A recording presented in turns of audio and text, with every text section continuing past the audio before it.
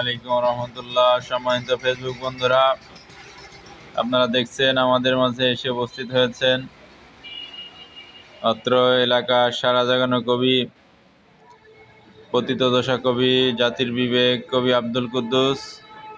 আজকে আমরা তিনার কাছ থেকে মূল্যবান কিছু পেতে চলেছি। আসসালামু আলাইকুম। উপস্থিত আমার ফেসবুকের দর্শক শ্রোতা বন্ধুরা, আমি আপনাদের সামনে, যেহেতু নির্বাচনী কবিতা নিয়ে উপস্থিত হয়েছি। ভোট আমার একটা, দিবকার কয়টা, ঘোরাইতে চাই মনটা, দিয়ে বিড়ির পেটটা।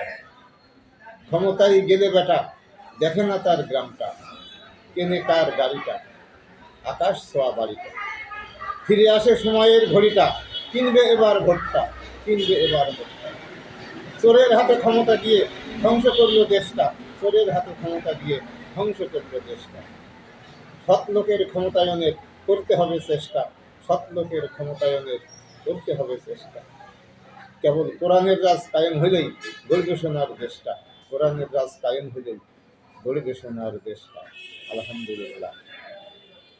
মানব রচিত পথে শান্তি নেই, আগেও হয়নি, এখনো হচ্ছে না, ভবিষ্যতেও হবে না।